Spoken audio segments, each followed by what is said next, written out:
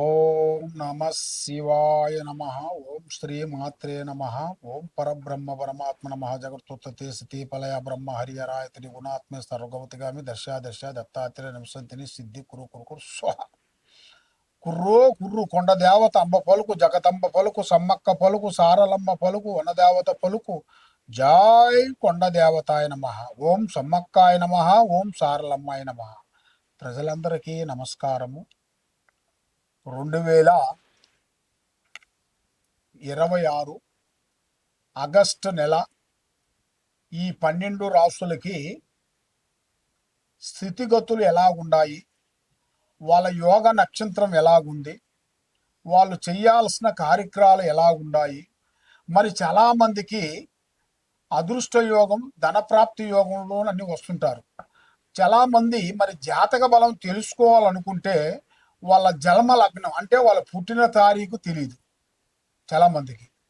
చాలామందికి నా పేరు ఇదండి, ఈ పేరులోనే నేను చేస్తాను, ఈ పేరులోనే నేను రాశిఫలం చూసుకుంటున్నాను, మరి అది ఎంత కరెక్ట్ కాదా, లేదా జన్మ లగ్నమే చూసుకోవాలా అనేది చాలామందికి ఒక సందేహం. మెయిన్గా మనిషికి జన్మనాభం అనేది ఉంటే డేట్ ఆఫ్ బర్త్ అవన్నీ ఉన్నాయనుకోండి, మనం ఆ డేట్ ఆఫ్ బర్త్ ప్రకారంగా రాశి ఫలాన్ని అనేది మనం కంటిన్యూ చేసుకుంటూ పోవాలి. లేదు మనకి అది లేనప్పుడు వాళ్ళ నామదశ అనగా పేరు, వాళ్ళ పేరును బట్టి ఏ రాశి వస్తుంది, ఏ నక్షత్రం వస్తుంది అనేది దాన్ని పట్టుకొని దాన్ని ఎలాగ చేయాలి, ఎలాగ పూజా కార్యక్రమాలు చేయాలి, దాంతో ఎలా చూసుకోవాలి అనేది, ఆ నక్షత్ర గడియలు బలం ఏమిటి, మళ్ళీ వాళ్ళకి ఉండాల్సిన కుండలి యోగం ఎంతవరకు వచ్చింది, వాళ్ళకి జన్మయోగం ఎంతవరకు వచ్చింది, స్థానయోగం ఎంతవరకు వచ్చింది అనేది మెయిన్గా తెలుసుకోవాల్సిన విషయము. మరి ఈ 12 రాసులకి ఎలాంటి గ్రహాలు, సందేహాలు, డౌటు, ఏ సందేహం ఉన్నా కూడా తప్పకుండా ఈ కింద ఉండాల్సిన నెంబర్కి మాకు సంప్రదించండి. కాబట్టి ఈ 12 రాసుల్లో ఉండవలసిన వాళ్ళు ముఖ్యంగా మరి కొంతమందికి లగ్నాన్ని పెట్టుకొని వెళ్ళిపోతుంటారు. లగ్నం అంటే వాళ్ళు పుట్టిన సమయం, ఆ సమయంలో ఒక లగ్నం వస్తుంది, ఆ లగ్నాన్ని పెట్టి దానినే చూసుకుంటూ పోతుంటారు. కానీ లగ్నంతో పాటు రాశి బలం చాలా గొప్పది. రాశి బలము, లగ్న బలము, ఈ రెండింటిని మనం చేసుకోవాలి, తెలుసుకోవాలి.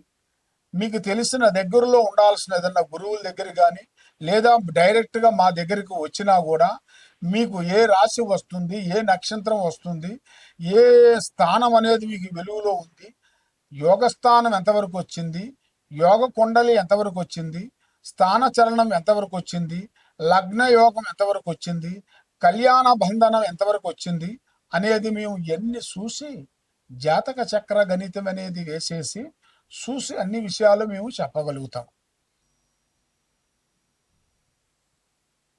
ఓం నమ శివాయ నమ. ఆగస్టు నెల 2026 సింహరాశి ఫలితాలు. ఈ సింహరాశిలో ఉండవలసిన వాళ్ళందరికీ అదృష్టము, జీవితం, లలాటకము, యోగము, నక్షత్రము, స్థానబలం. ఈ సింహరాశి వాళ్ళు ఎక్కడికి పోయినా కూడా మనసులో ఒకటి, బయట ఒకటి, నటించే నటనల దగ్గర ఉండదు. ఏదైనా యథార్థంగా మాట్లాడతారు, ముఖం ముంగలు మాట్లాడుతుంటారు. కాబట్టి వీళ్ళకి కొంచెం ఆవేశం ఎక్కువ, తొందరపాటు, ఆవేశం, గబగబా అని మాట్లాడుతుంటారు. ఏదైనా సరే ఆలోచించి నిదానం చేయరు. ఈ సింహరాశి వాళ్ళు అన్నీ తెలిసినట్టుగా ఉంటారు, కానీ కొన్నిట్లలో అనుకోకుండా టక్కన పడిపోతుంటారు. కాబట్టి మనకి ఎంత తెలిసినా కూడా ఎదుటివాడి డైరెక్షన్ తీసుకోవాలి. మరి ఈ సింహరాశి వాళ్ళు ముఖం ముంగల మాట్లాడతారు. సీఎం వచ్చినా, పిఎం వచ్చినా, ఎవరు వచ్చినా కూడా పెద్దగా కేర్ చేయరు. ఎవరు వచ్చినా కూడా డైరెక్ట్గా మాట్లాడతారు, ముఖం ముంగల మాట్లాడతారు. ఉన్న విషయం మాట్లాడిన దానివల్ల వీళ్ళకి లేనిపోయిన నిష్ఠూరాలు వస్తుంటాయి.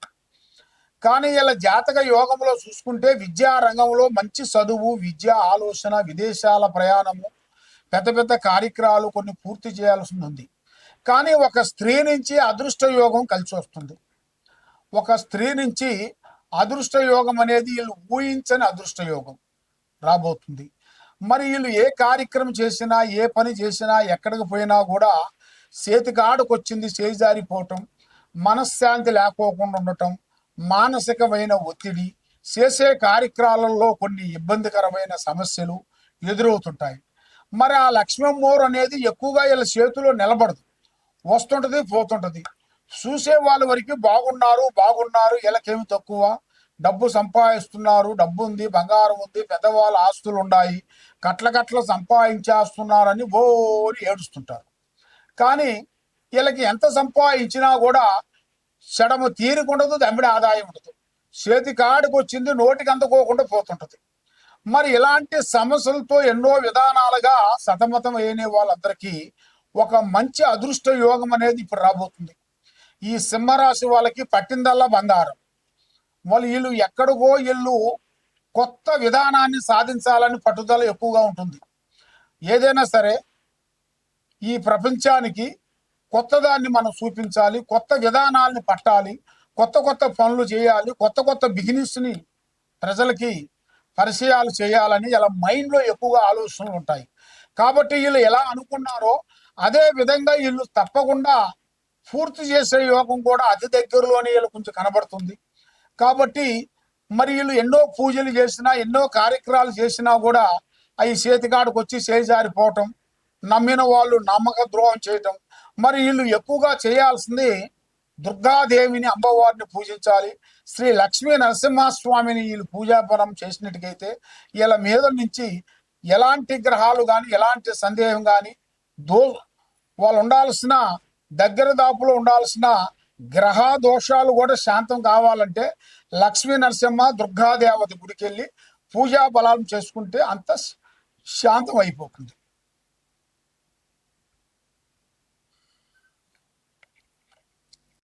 ఆ విధంగా మరి ఎక్కడెక్కడో వెళ్ళి జ్యోతిష్యం చెప్పించుకొని నిరాశ చెంది బాధపడుతూ ఎన్నో పూజలు చేసినా, ఎన్ని గుళ్ళకి వెళ్ళినా, ఎక్కడికి పోయినా ఏ పని కాకోకుండా, మనశ్శాంతి లేకోకుండా మీకు ఉండదు. కాబట్టి మరి మీకు ఎలాంటి సందేహాలున్నా, మీ ఇంట్లో ఏముంది, మీ ఒంట్లో ఏముంది, మీ పిల్లల మీద ఏముంది, మీరు చేసే పిల్లల చదువులో ఎలాగుంది, మీరు చేసే ఉద్యోగంలో ఎలాగుంది, మరి మీకు ఎలాంటి సమస్యలు అనేది ఎదురవుతున్నాయి, మరి మీకు ఎలాంటి గ్రహాలు మీకు ఎదురవుతున్నాయి అనేది మీరు తెలుసుకోవాలనుకుంటే మరి ముఖ్యంగా మేము అమ్మవారు పూజా బలం చేసి మాఘశుద్ధ పౌర్ణమి రోజున మేము ఈ వేరులు అక్కడ అమ్మవారు పూజా బలం చేసేసి అక్కడ మేము ఈ వేరుని తీసి భూమిలో నుంచి తీస్తాం.